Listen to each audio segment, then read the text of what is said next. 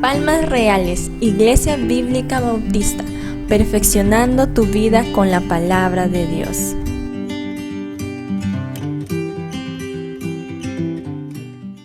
Estamos en una serie de enseñanzas que se titula, usted tiene ahí su boletín, acá en la primera cara del boletín, dice serie de sermones dominicales en el primer culto, y la serie se titula Jesús en tiempo presente, yo soy.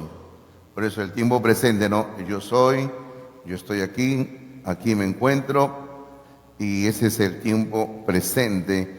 Y lo que hemos estado haciendo durante algunas ya semanas, hemos estado estudiando algunas de estas frases o títulos que aparecen en el Evangelio de San Juan. Por ejemplo, ya hemos visto cuando Jesús en Juan dice, yo soy el pan de vida, y Él pide que comamos de Él para ser salvos. Así se inicia la salvación. La segunda vez es cuando Cristo dijo, yo soy la luz del mundo, el que me sigue no andará en tinieblas. Y así es, ¿verdad? Cuando seguimos a Cristo, dejamos a un lado las tinieblas de este mundo y pasamos a la luz de Dios. Lo tercero que hemos visto es cuando Él dijo, yo soy la puerta de las ovejas. Y Él da seguridad, da alimento, porque Él dice, entrará y saldrá y hallará pastos. Y Él claramente dice que Él nos da vida y vida en abundancia. Y también vimos en San Juan 10, cuando Él dijo, yo soy el buen pastor de las ovejas. Yo soy el buen pastor, y realmente Él es el que guía al rebaño, Él es el que guía nuestras vidas, Él debe ser el que guíe todo en nuestra existencia, la familia, el hogar, nuestro trabajo, nuestros estudios, la pareja, por ejemplo. Muchos de ustedes son solteros y están orando por una pareja, tienen que pedir que Dios les guíe en ese sentido también. Pero bueno, hoy deberíamos de seguir en el orden que está en el Evangelio de San Juan, con lo que en el capítulo 11 de San Juan, donde Cristo va a encontrarse con con un incidente, y aquí Él va a realizar un gran milagro, y ese gran milagro es la resurrección de Lázaro. Pero esta mañana, si usted observa sus notas, y usted tiene ahí sus apuntes en la parte central del boletín, donde están los apuntes para el sermón de ahora, usted puede ver de que no tiene nada que ver con lo que está expresado básicamente en el capítulo 11 de San Juan. ¿Por qué? Porque queremos ver esta mañana un tema que está relacionado con el capítulo 11, y es el tema de la muerte, porque el capítulo 11 justamente, hermanos, habla sobre este tema, y es como que hoy estamos haciendo algo previo a lo que vamos a ver, si el Señor lo permite, el próximo domingo, cuando Él dijo, yo soy la resurrección y la vida. Pero el capítulo 11 habla bastante de la muerte, y por ejemplo usted observe el versículo número 4, capítulo 11, en el versículo número 4 dice, oyéndolo Jesús dijo, esta enfermedad no es para muerte, sino para la gloria de Dios, para que el Hijo de Dios sea glorificado por ella. Luego en el versículo 11 dice, dicho esto, les dijo después, nuestro amigo Lázaro duerme, mas voy para despertarle.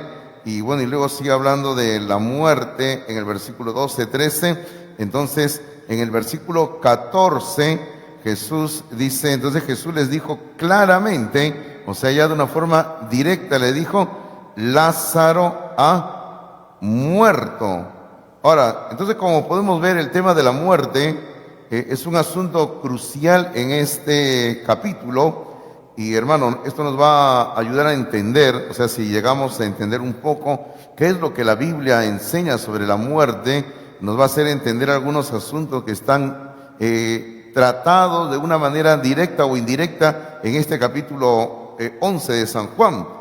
Por ejemplo, cuando en el versículo 35, donde es uno de los versículos más cortitos de toda la Biblia, y encontramos que en el versículo 35 dice sencillamente, Jesús lloró. Entonces cuando uno entiende qué es lo que la Biblia enseña sobre la muerte, tanto para el no cristiano como para el cristiano, hermano, uno llega a entender por qué es que Jesús lloró realmente, por qué es que Él derramó algunas lágrimas antes de resucitar a Lázaro.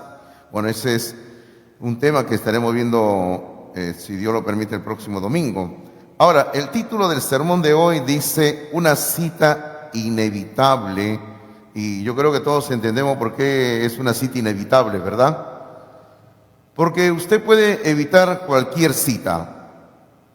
Por ejemplo, si usted tiene una cita con el médico, con el dentista, y aquí hay algunos dentistas, no disculpen, ¿no? Pero yo he dicho varias veces, a mí no me gusta ir al dentista, ¿sí o no? Sobre todo cuando agarra su taladro y se acerca ahí y siempre te dicen, no te va a doler, no te va a doler, te dicen, ¿no? Claro, como no es tu diente el que van a perforar, ¿no? Dice, no te va a doler, ¿no? Entonces, uno puede evitar ir al dentista, ¿sí o no? O cualquier cita que a usted se le presente, si usted gusta, si usted no quiere, usted puede decir sencillamente, no quiero ir, y no va a esa cita. Pero la única cita que usted no va a poder evitar jamás en la vida es la cita cuando llegue el día de la muerte, porque todos vamos a pasar por esa experiencia, algunos antes, otros después.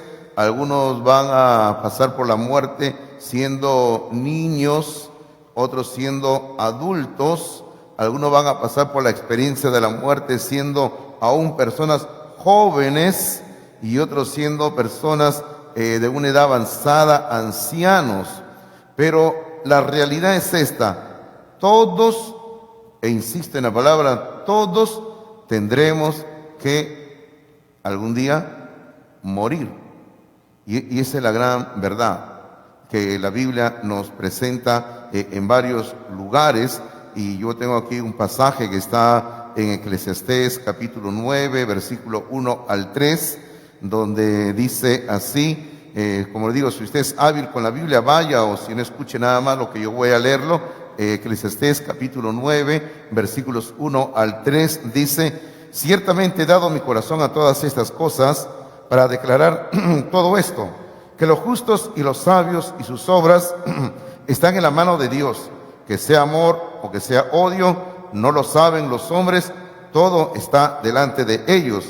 Y luego sigue hablando de la vida, dice, todo acontece de la misma manera a todos, un mismo suceso ocurre al justo y al impío, al bueno, al limpio y al no limpio, al que sacrifica y al que no sacrifica, como al bueno, así al que peca, al que jura, como al que teme el juramento. Y luego el versículo 3, como resumiendo todo lo que está diciendo de la vida, dice, este mal hay entre todo lo que se hace debajo del sol, que un mismo suceso acontece a todos, y también que el corazón de los hijos de los hombres está lleno de mal y de insensatez en su corazón durante su vida. Y luego termina diciendo algo cierto, dice, y después de esto se van a los muertos, dice. Eso es lo que dice la palabra del Señor. Ahora, como les estaba diciendo, esto es lo que aquí Salomón nos presenta, un resumen de lo que le ocurre a todos los seres humanos cuando llega el momento de la muerte.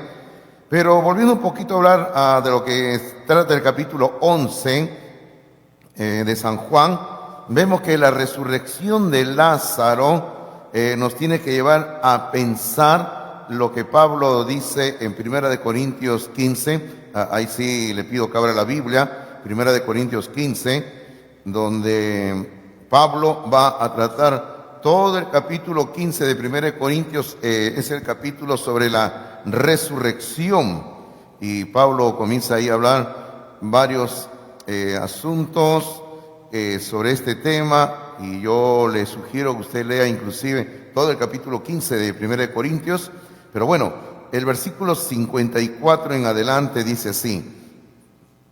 Dice, y cuando esto corruptible se haya vestido de incorrupción, está hablando de nuestros cuerpos físicos, dice, cuando esto corruptible, se está hablando del cuerpo que es corruptible, se haya vestido de incorrupción, está hablando de la resurrección, porque cuando llegue la resurrección de entre los muertos, nuestro cuerpo ya no será el mismo, sino será un cuerpo transformado por el Señor, un cuerpo incorruptible. Y Pablo sigue diciendo en el versículo 54, y esto mortal, otra vez está hablando de nuestro cuerpo, dice, y esto mortal se haya vestido de inmortalidad, entonces se cumplirá la palabra que está escrita, sorbida es la muerte en victoria. Está hablando que va a llegar un día cuando la muerte va a desaparecer de una forma total. Ya no va a haber muerte. Eso es lo que va a ocurrir un día. Y el 55 aún sigue diciendo así, ¿dónde está, oh muerte, tu aguijón? ¿Dónde, oh sepulcro, tu victoria?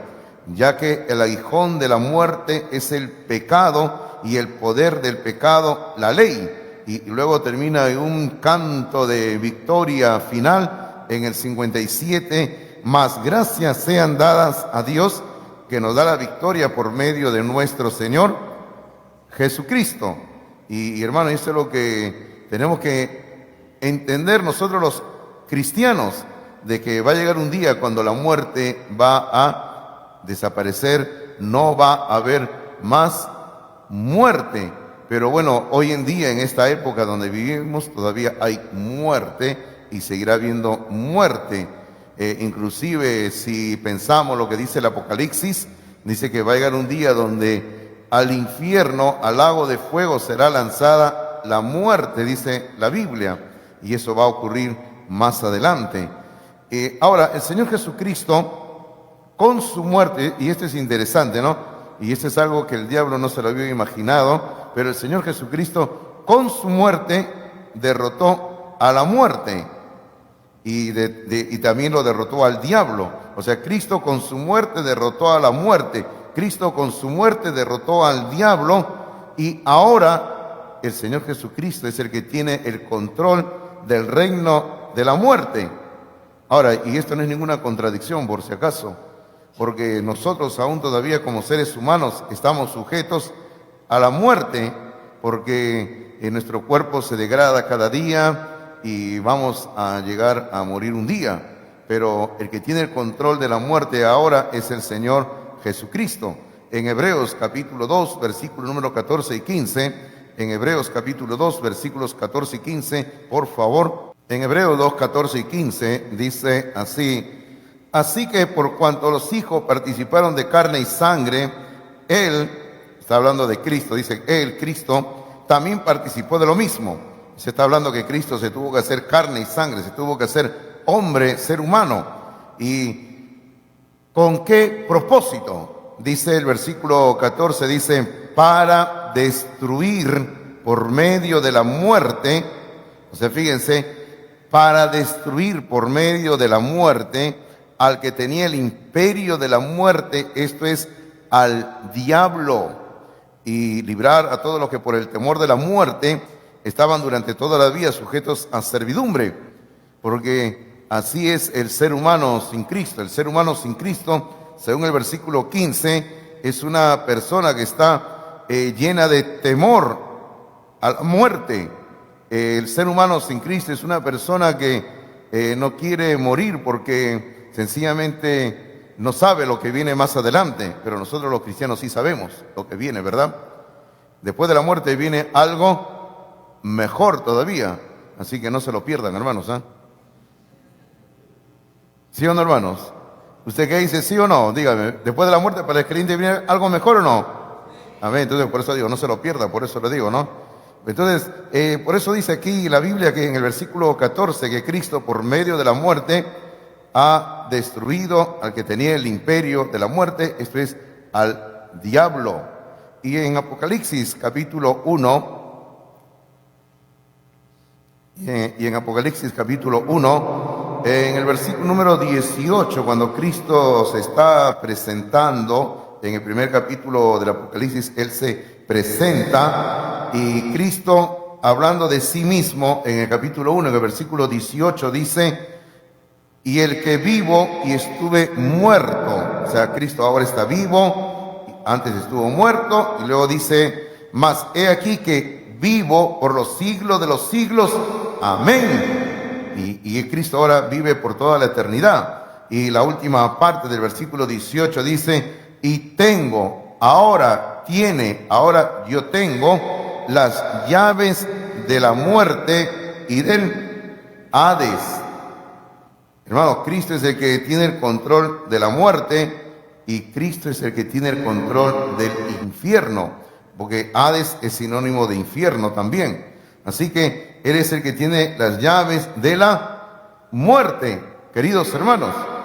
Algo que yo aprendí por experiencia propia durante la pandemia, después que mi esposa falleció, que algo que aprendí es esto, ¿no? Que nadie se muere fuera del plan de Dios, queridos hermanos.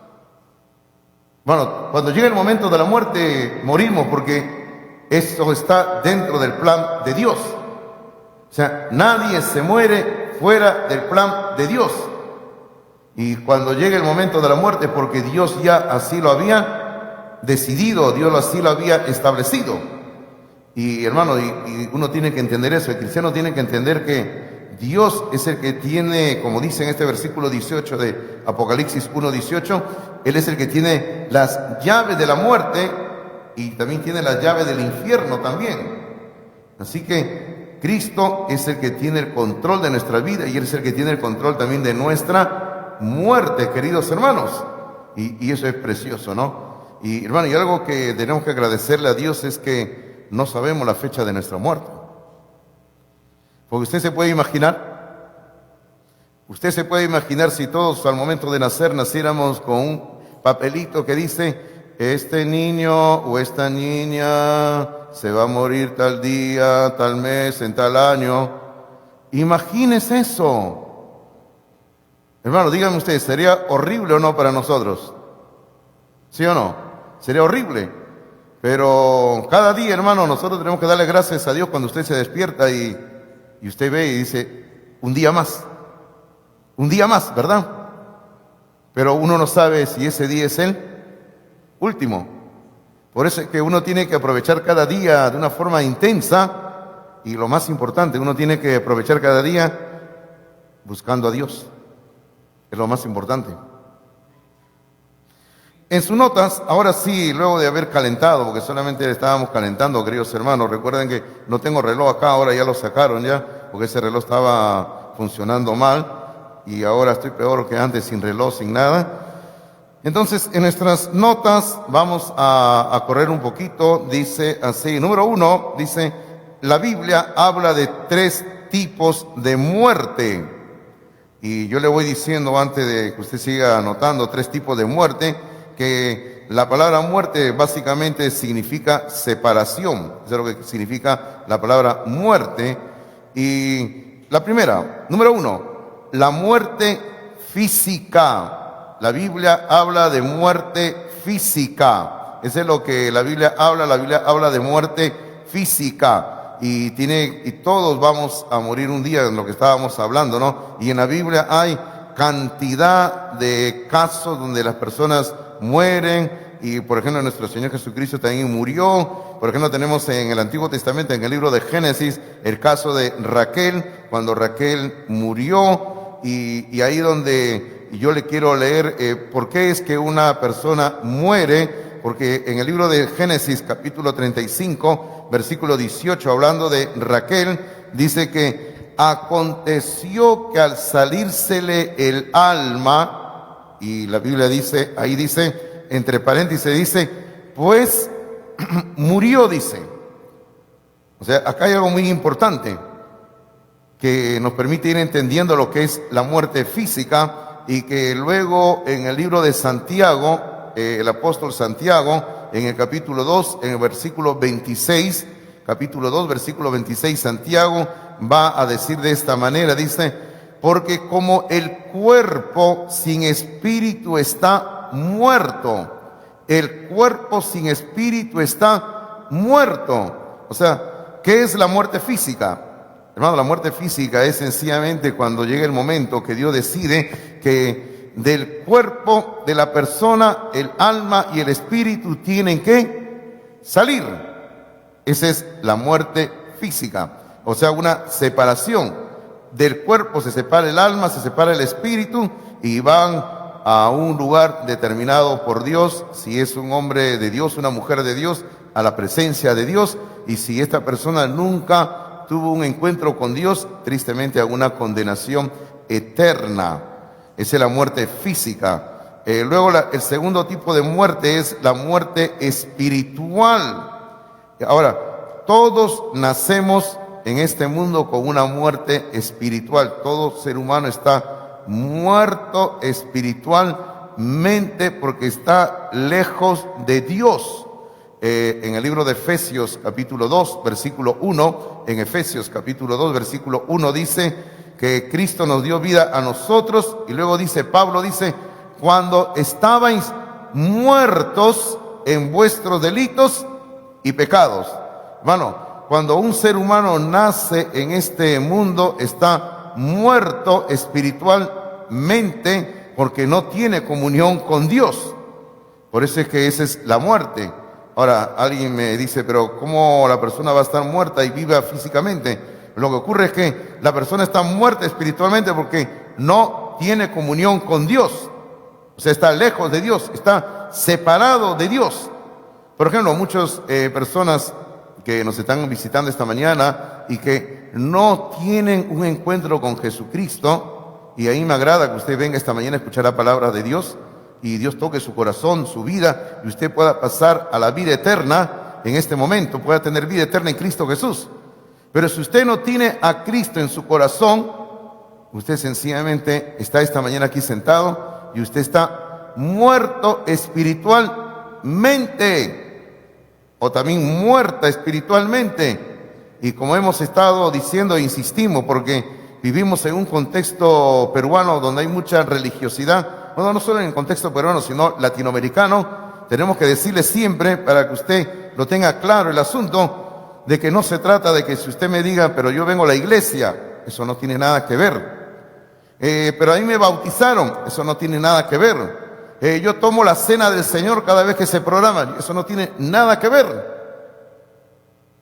Si usted no tiene a Cristo en su vida, usted está muerto espiritualmente. Y lo único que usted necesita es a Cristo para tener vida. Lo tercero es la muerte eterna. La muerte eterna. Y esa es una muerte que va a ocurrir después de la muerte física. Ok, cuando estamos todavía en esta tierra, andando vivos físicamente, la persona tiene la oportunidad de poder llegar a la salvación en Cristo. Pero luego que se produce la muerte física, sin Cristo en su vida, lo único que le espera a esa persona es la muerte eterna, o lo que la Biblia también llama la muerte segunda. Ahora, usted puede imaginarse lo horrible que debe de ser pasar una eternidad sin Dios. Lo horrible que debe de ser a una persona vivir en una eterna oscuridad. Es horrible. La Biblia dice en Apocalipsis capítulo 21, versículo número 8, Apocalipsis capítulo 21, versículo número 8 dice, pero los cobardes e incrédulos, los abominables y homicidas, los fornicarios y hechiceros, los idólatras y todos los mentirosos tendrán su parte en el lago que arde con fuego y azufre, y a esta condenación al lago que arde con fuego y azufre se le llama aquí en el versículo 8, dice que es la muerte segunda. O sea, esa es la muerte eterna, es la muerte segunda. Una persona sin Cristo muere 2 veces, ¿verdad? Usted sabe eso, ¿no? La persona sin Cristo muere 2 veces, muerte física y muerte eterna. Pero la persona con Cristo solo muere una vez. Esa es la muerte física. Porque el creyente, el hombre o mujer cristiano o cristiana, no va a experimentar la muerte segunda, por si acaso. Ahora, seguimos avanzando en sus apuntes, por favor. Número 2, dice algunas enseñanzas de las Escrituras, lógicamente sobre el tema de la muerte, algunas enseñanzas de las Escrituras. O sea, algo diverso, lo que la Biblia dice por aquí y por allá. Lo primero es que la muerte es consecuencia del pecado. Porque siempre algunos preguntan, ¿pero por qué tenemos que morir? ¿Dios es malo? ¿Por qué es que Dios ha establecido que tengamos que morir? No es así, que Dios haya querido.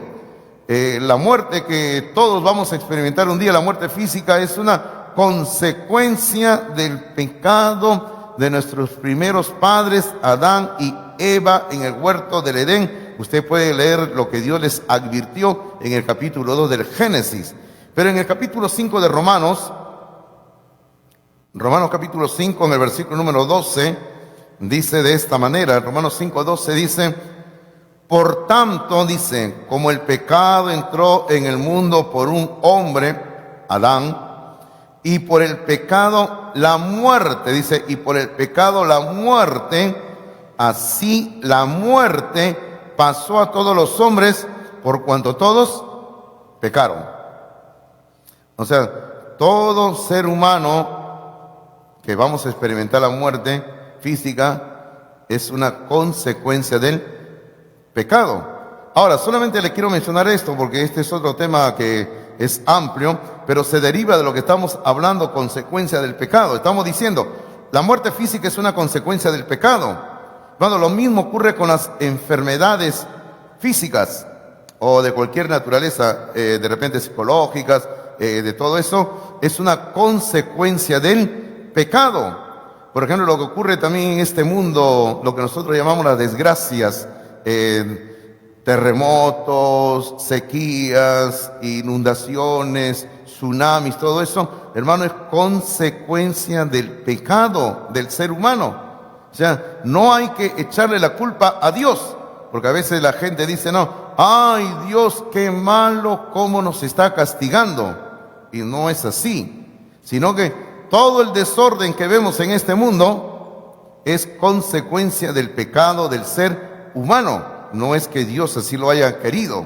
Luego, número 2, en sus apuntes dice, la muerte es real. La muerte es real, no una ilusión. O sea, no es que usted se imagina que la muerte es algo imaginario. No es así, la muerte es real, por si acaso.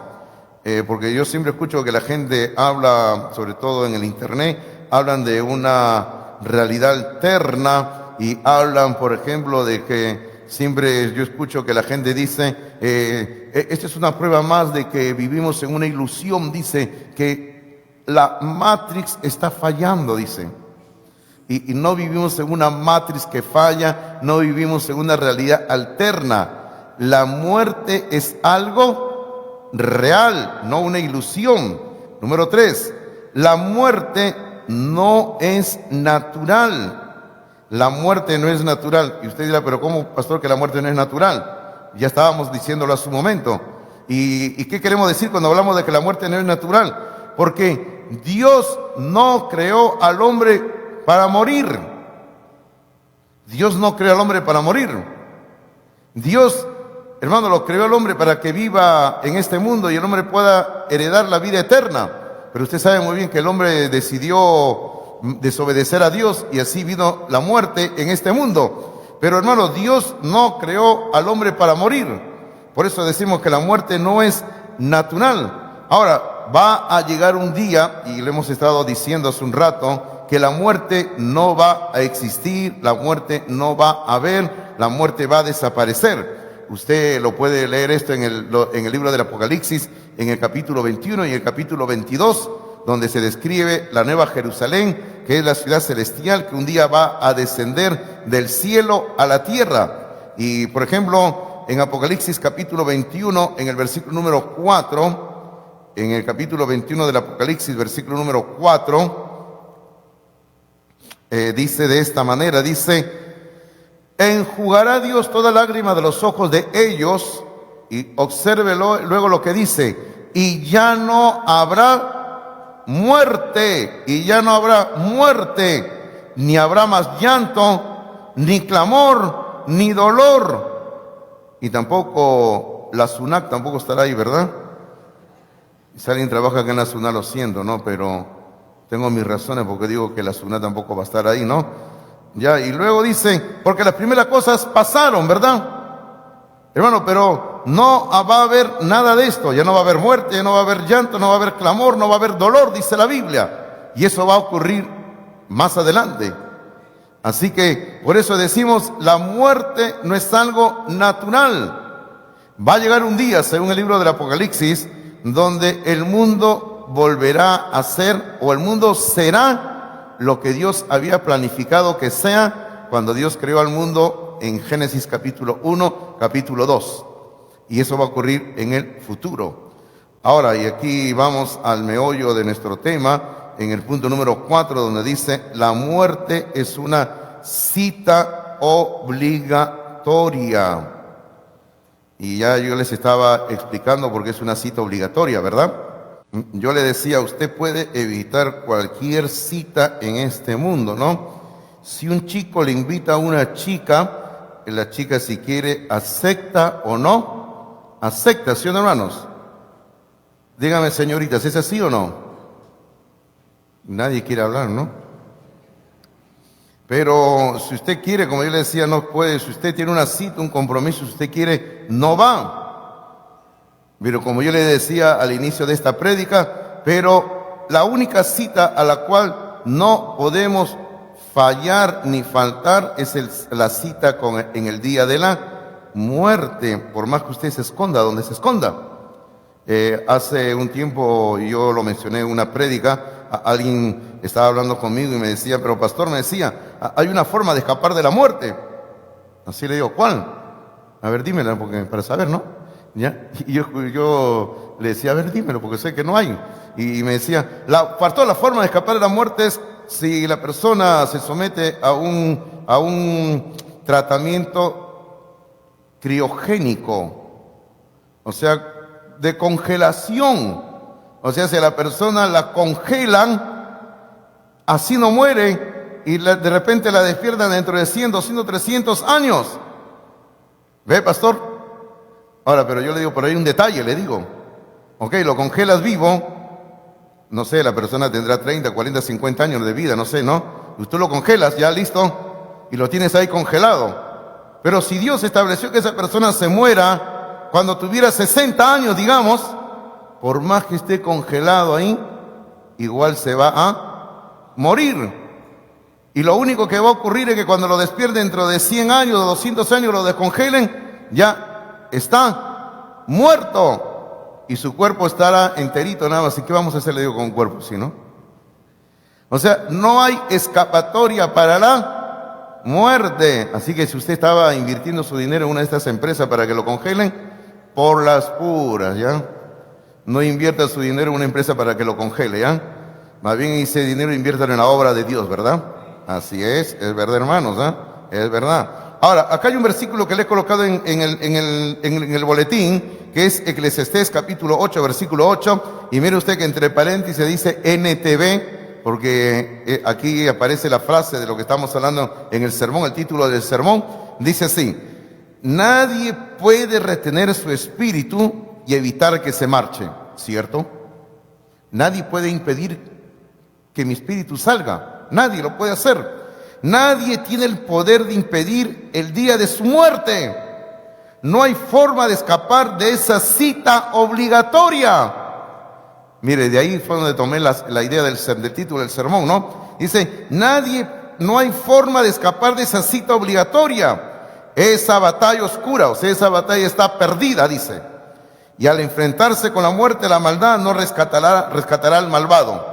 Quiere decir de que ni el hombre con todo su dinero que ha conseguido con la maldad puede impedir la muerte, queridos hermanos. Nadie puede evitar cuando llegue el día de la muerte. Le voy a contar una pequeña historia. Es una historia chiquitita nada más, pero que es muy, muy antigua, que se cuenta en el Medio Oriente. Pero como no conocemos el Medio Oriente, se mencionan algunos lugares, yo la he adaptado al contexto peruano para que podamos entender el asunto.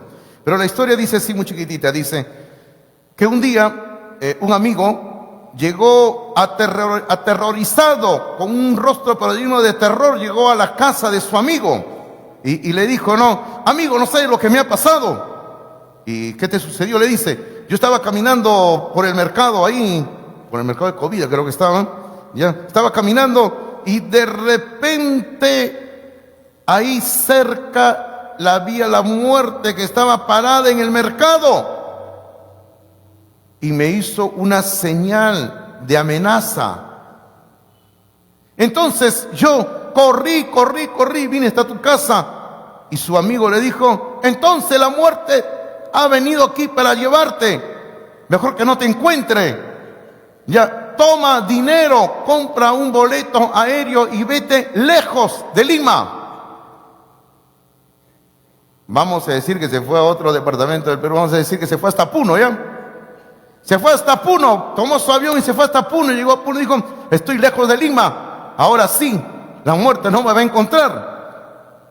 Entonces más tarde ese mismo día, su amigo que estaba en Lima, que se había quedado, va al mercado y se encuentra con la muerte.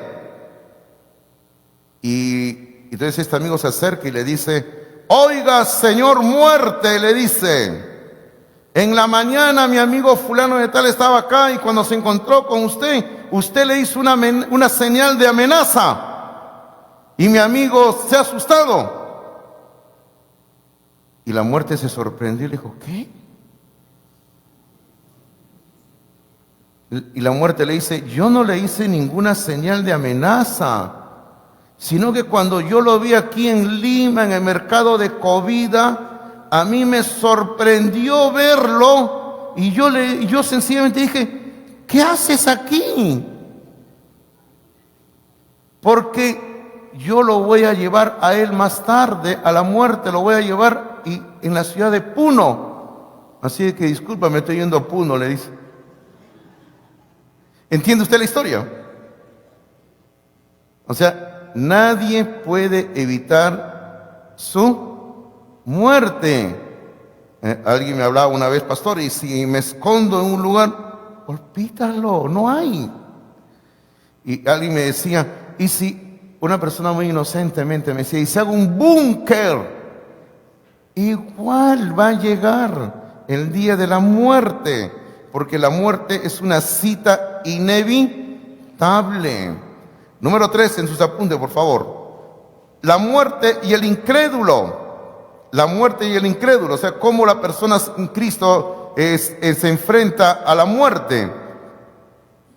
Primero, número 1, para el incrédulo, la muerte es una fuente de temor. El incrédulo, cuando tiene que... Por ejemplo, la gente inconversa no le gusta que le hablen de la muerte, ¿verdad?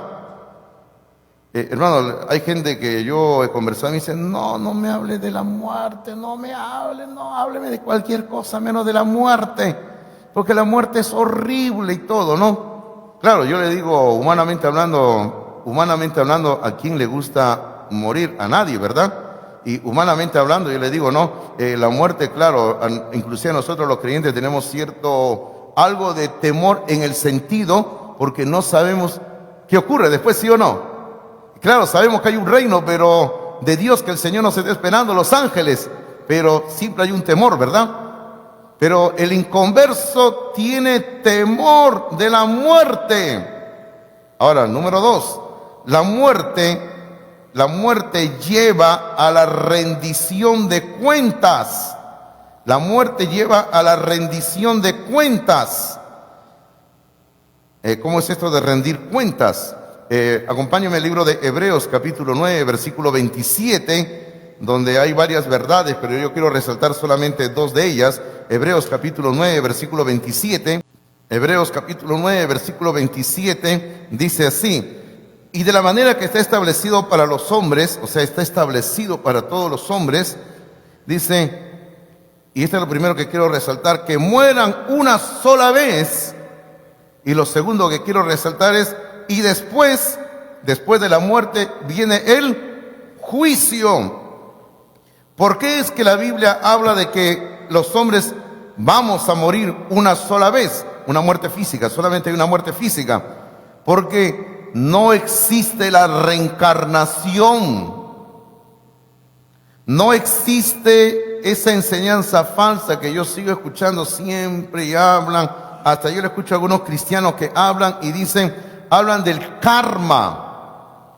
Hablan, es que esa persona tiene un mal karma. Espérate, así como tú has tratado, vamos a decir, este animalito, el karma da vueltas, le dicen.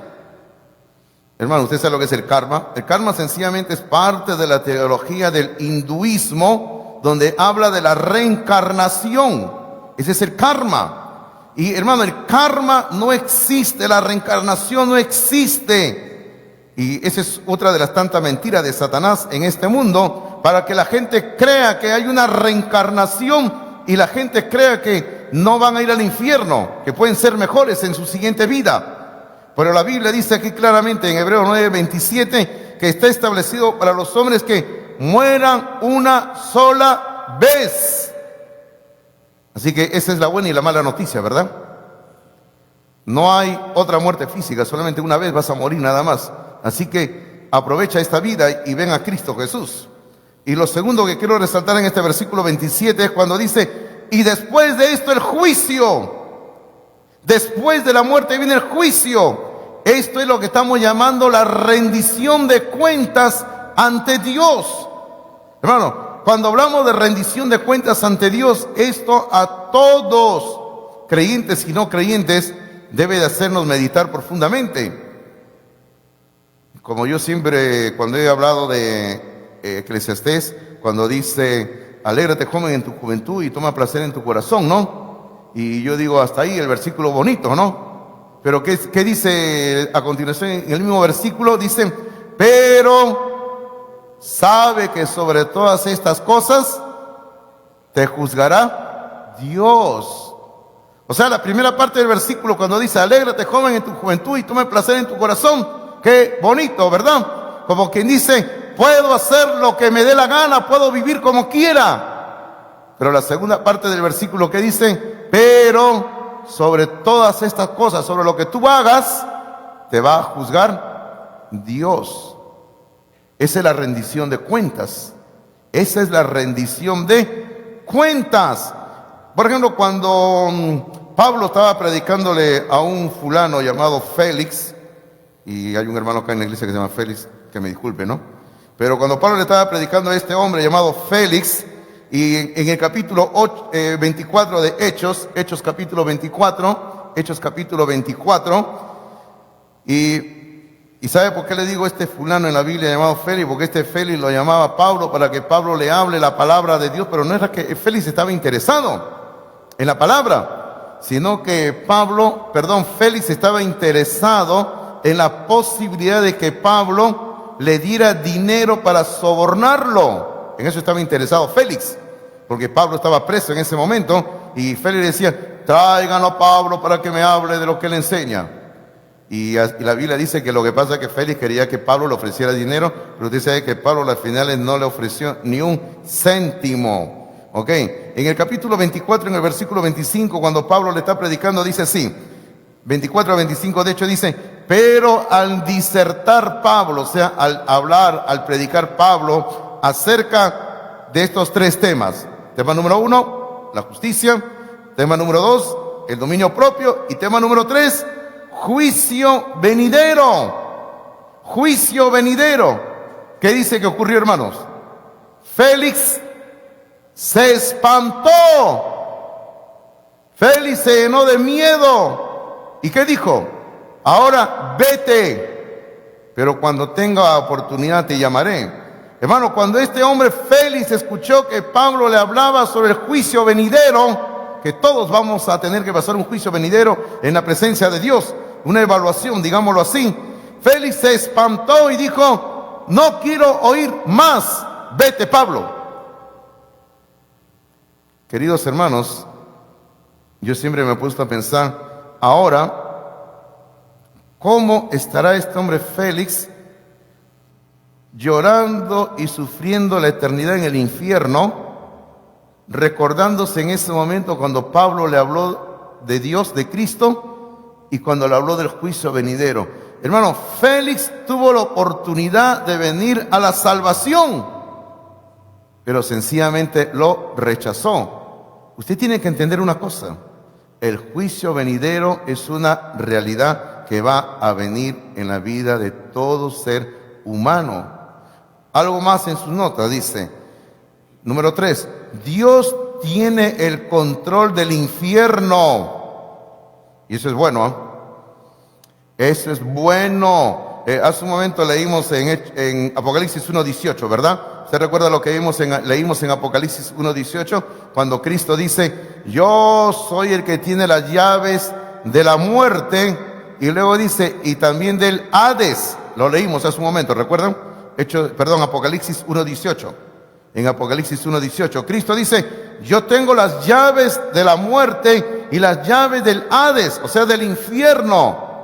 Ahora, en Mateo capítulo 10, versículo número 28, habla de lo mismo. En Mateo 10, 28, Cristo dice así, en Mateo 10, 28, dice así, dice: no teman a los que matan el cuerpo, mas el alma no pueden matar. Qué bueno. Y luego dice: teman más bien a aquel, se refiere a Dios, teman a aquel que puede destruir el alma y el cuerpo en el infierno. Bueno, y aquí tenemos que hacer una corrección en nuestra teología. ¿Sabe cuál es la corrección que hay que hacer en nuestra teología? Porque siempre muchos piensan de que el dueño del infierno, el rey del infierno, es el diablo. Y no es así. Siempre hay caricaturas que salen que el diablo está en el infierno con un trinche hincando a las personas. Ahí sufre. Mira, ¿no? Bueno, el diablo en este momento no está en el infierno. Por si acaso, el dueño del infierno es Dios. El rey del infierno es Dios. Dios es el que tiene el control del infierno. Entonces, ¿dónde está el diablo? ¿Dónde cree usted que está el diablo? El diablo está andando en algún lugar en este mundo. Hace algunos años, si yo hubiera hecho esa misma pregunta en la Iglesia Bíblica Bautista de Coma, donde antes yo estaba, hermano, si yo hubiera dicho: ¿dónde está el diablo?, todos hubieran señalado a un hermano ahí. ¿Sabe por qué? Porque ahí en Comas ya pasó la presencia del Señor, había un señor, pues, ¿no?, que era un delincuente bien conocido en la zona, que se llamaba el Diablo. Bueno, le decían el Diablo, pero su nombre era Ángel. Era amigo de mi esposa, porque vivía cerca de la casa de mi esposa. Y siempre mi esposa me amenazaba cuando éramos novios, decía: mira, le voy a decir al diablo. Ya, ¿no? Bueno, y tengo varias historias para contarle, ¿no? Pero llegó un día cuando el diablo se convirtió a Cristo. Y el diablo iba a la Iglesia Bíblica Bautista de Comas con su Biblia. Y la Iglesia Bíblica Bautista de Comas tiene unas ventanas así similares a estas a un costado. Y él siempre le gustaba sentarse en una banca cerca de la ventana. Y entonces la gente, cuando pasaba por la vereda, lo veían ahí. Y la gente iba a la iglesia para que por la ventana lo veían y decían: mira, el diablo está en la iglesia. Hermano, y este hombre ganó almas para Cristo así. Y estuvo así, yendo a la iglesia, asistiendo a la iglesia, hasta que lamentablemente murió. Pero por eso le digo, si yo hubiera hecho esa pregunta en la iglesia de Coma: ¿dónde está el diablo?, hubieran señalado: no, ahí está sentado, pastor, hubieran dicho, ¿no?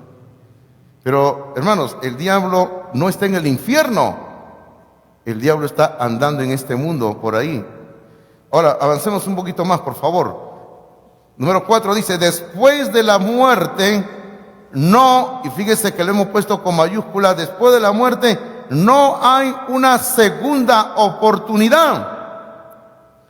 Después de la muerte no hay una segunda oportunidad. Y bueno, y de esto hemos hablado hace un rato, queridos hermanos, cuando hemos visto en Hebreos 9:27, donde dice que de la manera que está establecido para los hombres que mueran una sola vez. Eso dice Hebreos 9:27. Ahora, no hay que, usted no vaya a meterse esa idea errada en la cabeza de que yo soy buena gente, cuando me muera Dios va a saber lo que yo hice, que en Navidad yo di para juguete de los niños pobres, que yo repartí panetones, que yo ayudé a los gatitos abandonados, a los perros perdidos, los buscaba, que a la gente en la calle que pide limosna yo le daba limosna, que yo ayudé a la abuelita tal, al abuelito tal. Oh, son cosas buenas, ¿verdad? Pero nada de eso va a servir como una garantía para tu salvación en el cielo, para que no vayas al infierno. Por eso le digo, después de la muerte no hay una segunda oportunidad. Cuando yo era niño, recuerdo que en una ocasión cierta persona estaba hablándonos y nos hablaba de la muerte, del cielo y todo, y esta persona nos decía así. Y nos había reunido ahí en la calle, en el barrio, a los niños nos hablaba, ¿no? Y nos decía así: va a llegar un día cuando viene el juicio de Dios. Y nosotros de niños estábamos escuchando con miedo, bueno. Y Dios nos va a juzgar. Y Dios va a poner en un lado a la gente buena y a la gente mala. Y Dios va a decir a los malos, lo va a condenar al infierno. Y así decía, ¿no? Y esta persona nos decía así: pero tú puedes engañarle a Dios. ¿Cómo? Cuando Dios se descuida un momentito mirando para allá, tú te pasas de la fila de los malos a los buenos. Y nosotros de niños le escuchábamos, ¿verdad? Y niños pequeños, tendríamos 5 o 6 años. Y hermanos, nosotros, sí, hay que engañarlo a Dios. Sí, Dios no se va a dar cuenta. Pero es una falsedad, ¿verdad? Después de la muerte no existe una segunda oportunidad. Usted tiene que tomar una decisión ahora en esta vida antes de pasar la experiencia de la muerte. Finalmente, número 4 en sus apuntes, la muerte y el creyente. La muerte y el creyente. Lo primero, número 1, los creyentes en Cristo no se libran de la muerte física. No se libran de la muerte física. O sea, no porque soy cristiano, soy cristiana, no voy a morir, que Dios sabe, Dios me protege, que si un carro no me va a atropellar y todo eso, no. Tenga cuidado. El hecho de ser creyente no quiere decir que usted nunca va a morir. Vamos a morir todos, de todas maneras. Todos vamos a morir en algún momento dado. Claro, tenemos que cuidarnos, tenemos que ser precavidos y todo lo demás. Y bueno, podríamos ver versículos en la Biblia, hombres de Dios, mujeres de Dios en la Biblia, que siendo creyentes murieron. Por ejemplo, usted recuerde a Jacobo en el libro de Hechos, o recuerde a Esteban también en el libro de Hechos, como siendo líderes, predicadores de la palabra de Dios, estos varones tuvieron que pasar por la muerte física. Entonces, el ser creyente no le libra a usted de la muerte física. Va a llegar la muerte física de todas maneras. Avancemos. Número 2, dice: aunque el cristiano esté en el camino que conduce a la muerte física, no tiene por qué temer a la muerte. ¿Por qué? Hay una razón por qué usted no tiene que temer a la muerte, hermanos.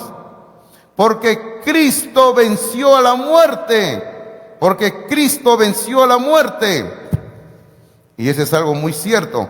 Cristo ha vencido a la muerte. Hace un rato leímos en Apocalipsis capítulo 1, versículo 18. Apocalipsis capítulo 1, versículo 18. No es necesario que lo vuelva a buscar, pero si gusta, hágalo. Pero anota ahí la cita en Apocalipsis 1, 18. Cristo dice: y el que vivo y estuve muerto, mas he aquí que vivo por los siglos de los siglos.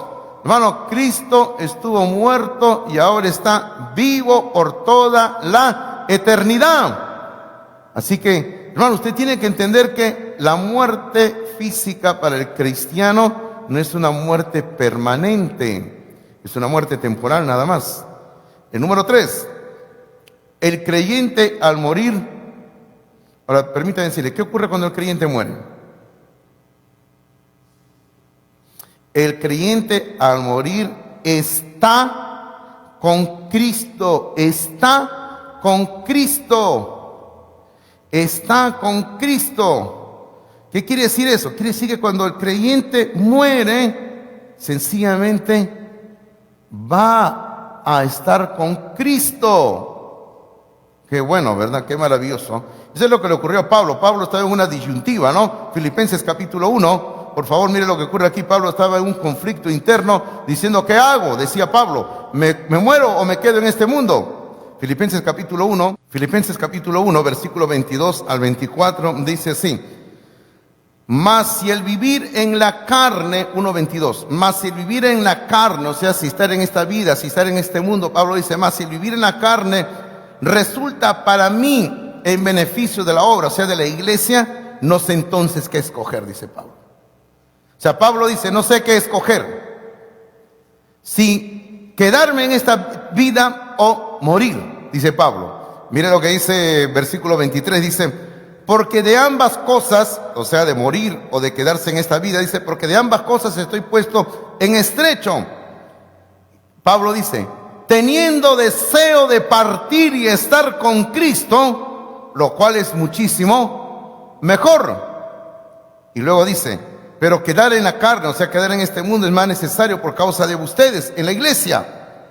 Pero observe por favor lo que dice el versículo 23, donde Pablo dice que él tiene el deseo de partir y estar con Cristo, lo cual es muchísimo mejor. O sea, cuando un creyente cierra sus ojos, muere, sale de este mundo, ¿a dónde va? A estar con Cristo, lo cual es un mejor lugar. Por eso hace un rato yo le decía, no se lo pierda, ¿verdad?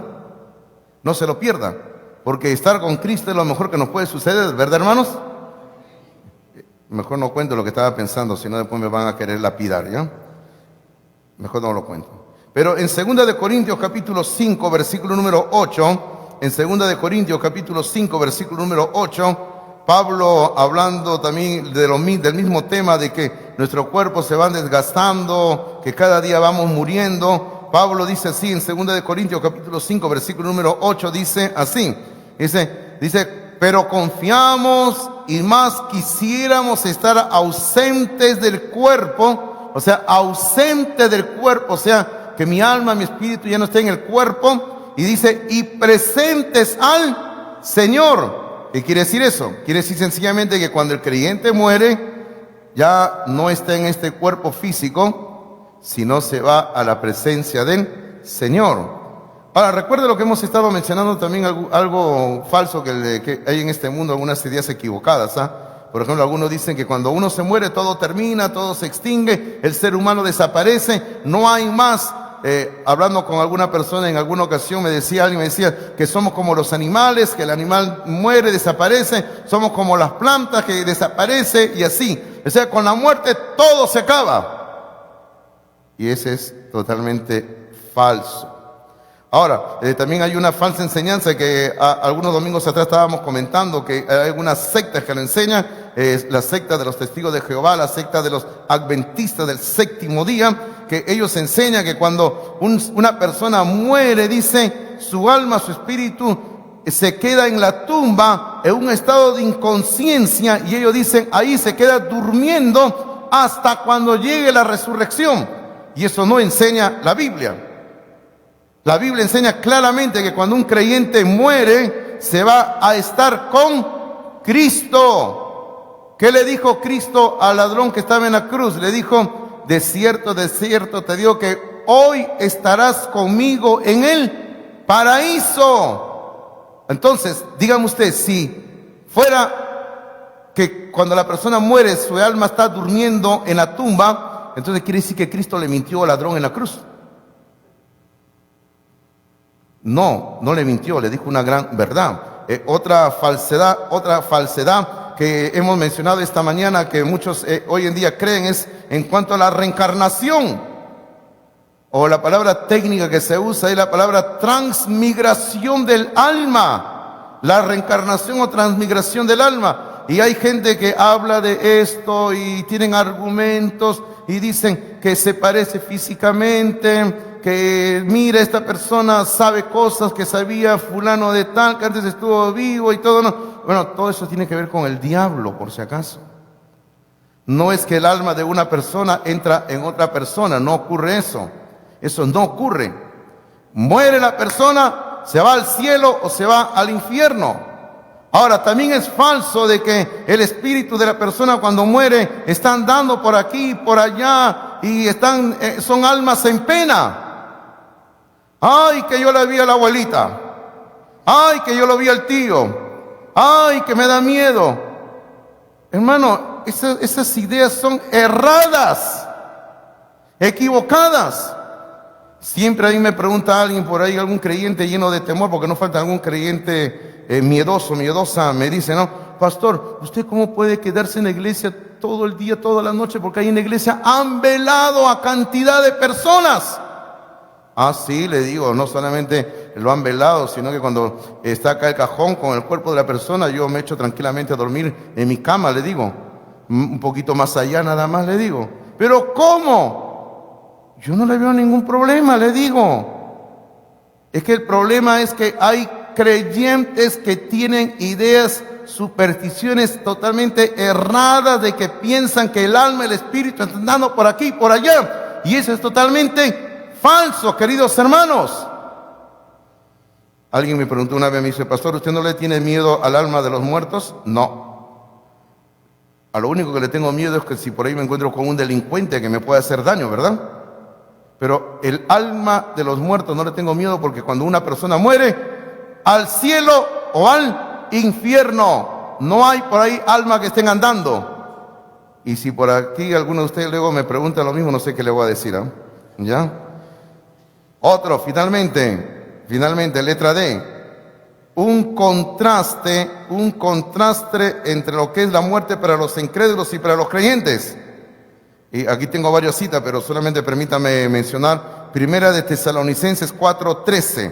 Primera de Tesalonicenses 4:13, donde aquí hay un contraste bien marcado. Y también yo quería ver el pasaje de Lucas capítulo 16, donde está la historia del rico y Lázaro, pero ya el tiempo no me alcanza ya. Pero solamente se los menciono la historia del rico y Lázaro, que es muy marcado ese contraste. ¿Qué ocurre al momento de la muerte de un creyente y de un no creyente? Primera de Tesalonicenses 4:13 dice, tampoco queremos hermanos, Primera de Tesalonicenses 4:13 dice, tampoco queremos hermanos que ignoréis acerca de los que duermen. Aquí la palabra duermen se utiliza como sinónimo de muerte. Pues está hablando de los que mueren. Dice, para que no os entristezcáis como los otros que no tienen esperanza.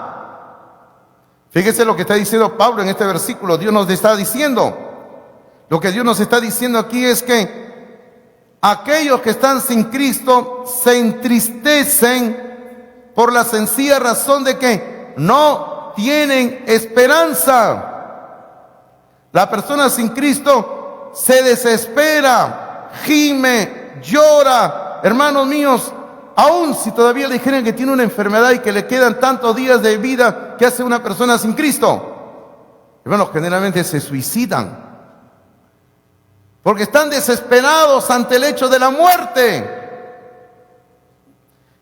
Con mi esposa, nosotros teníamos un acuerdo. Uno de los tantos acuerdos que teníamos era este, ¿no? Decíamos, siempre dijimos así desde que nos casamos, cuando vayamos al médico, no secretos. O sea, no secretos. O sea, yo voy al médico, ella va al médico, no secretos. O sea, yo le decía a ella, le decía, supongamos Benny le decía que yo voy al médico y luego el médico a ti te dijera, señora, le informo que su esposo tiene esta enfermedad y le queda tantos días de vida. Entonces yo no quiero que tú me lo ocultes, sino que me lo digas. porque quiero aprovechar esos días para molestar a los de Palmas Reales, le digo. ¿Ya? Al máximo, ¿sí, hermanos? Al máximo. Al extremo, ¿no, Pastor Martín? Al extremo. Entonces, hermanos, el creyente no tiene que desesperarse. El creyente tiene que, claro, va a haber una tristeza, lógicamente, porque somos seres humanos, ¿verdad? Vamos a llorar, nos va a dar tristeza, pero no nos vamos a desesperar como aquellos que no tienen a Cristo, porque como dice aquí la palabra, no tienen esperanza. Y yo le quiero hablar a usted esta mañana y terminar diciéndole, ¿no? Si usted no tiene a Cristo, venga a Cristo. Porque la palabra de Dios dice, hoy, en este tiempo, cuando hay vida todavía, ahora es día de salvación. Entonces yo quiero con esto, hermano, que el próximo domingo vamos a hablar acerca de la resurrección de Lázaro. Yo quiero que usted vaya viendo el panorama y vaya usted entendiendo sobre lo que ocurrió ahí en Juan capítulo 11, la resurrección de Lázaro, y sobre todo le estoy dando una pista por qué es que Jesús lloró antes de resucitar a Lázaro. Pero le quiero animar, si usted no tiene a Cristo, venga a Cristo, venga.